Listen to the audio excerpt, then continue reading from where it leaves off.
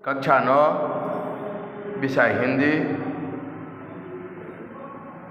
हिंदी व्याकरण के अंतर्गत कल उपसर्ग का रिवीजन अर्थात पुनरावृत्ति करा चुके थे। आज प्रत्यय का रिवीजन करवाना है। प्रत्यय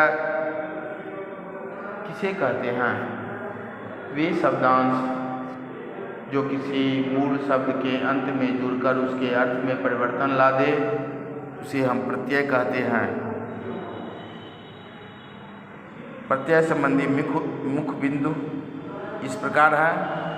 ये शब्द नहीं शब्दांश होते हैं। इनका अपना विशेष अर्थ नहीं होता है। इनका स्वतंत्र प्रयोग नहीं किया जा सकता है। शब्द के अंत में जुड़कर ये उनका अर्थ बदल देते हैं। प्रत्यय दो प्रकार के होते हैं, कृत प्रत्यय और तद्धित प्रत्यय। कृत प्रत्यय मूल धातु के अंत में जुड़कर विभिन्न प्रकार के शब्दों की रचना करते हैं। कृत प्रत्यय से बनने वाले शब्दों को कृदंत कहते हैं। कृत प्रत्यय के भेद: कृतवाचक कृत प्रत्यय, जैसे मूल धातु भूल, बूझ, घूम में अकर प्रत्यय लगा देने से भुलक्कर, घुमक्कर, खा और टिक में आऊ में खाऊ, टिकाऊ हो जाता है।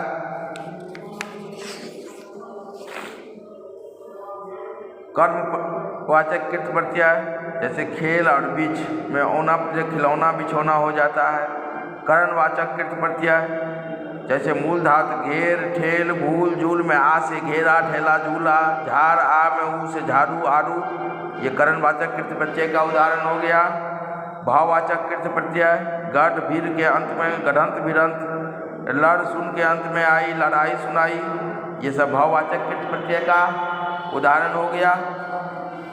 क्रियावाचक कृत प्रत्यय, जैसे आ, जा, खा, सोच में कर, आकर, जाकर, खाकर, सोचकर, खा, पी, सो में या, खाया, पिया, सोया, ये सब क्रियावाचक कृत प्रत्यय हो गया।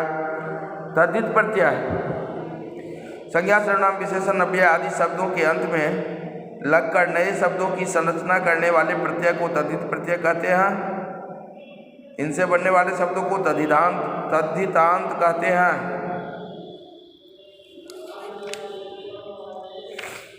जैसे भाववाचक तद्धित प्रत्यय के भेद है। भाववाचक प्रत्यय मूल शब्द है भला, चतुर, पंडित, बुरा में आई, भलाई, चतुराई, पंडिताई, बुराई हो जाता है।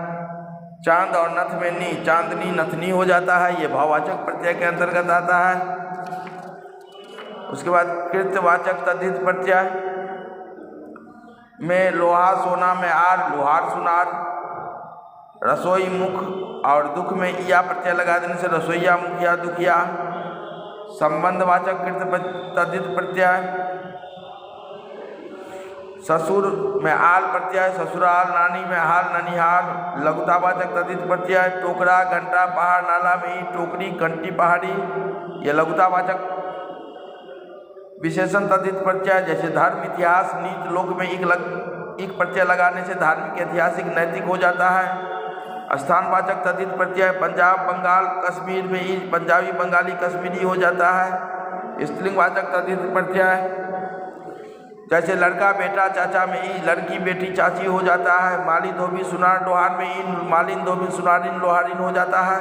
बहुवचनवाचक तद्धित प्रत्यय, सड़क, पुस्तक, माला, कन्या में ए, सड़कें, पुस्तकें, मालाएं, कन्याएं हो जाता है। क्रमवाचक तद्धित प्रत्यय 5, 7, 8, 10 में वहाँ 5वां, 7वां, 8वां, 10वां होता है। 2, 3 में सरा, दूसरा, तीसरा। अरबी फारसी के प्रमुख प्रत्यय, साल, मेहनत, रोज में आना, सालाना, मेहनत आना, माल, जमीन, समझ में दार, मालदार, जमींदार, समझदार आदि होता है। एक ही शब्द में उपसर्ग और प्रत्यय के उदाहरण वह है।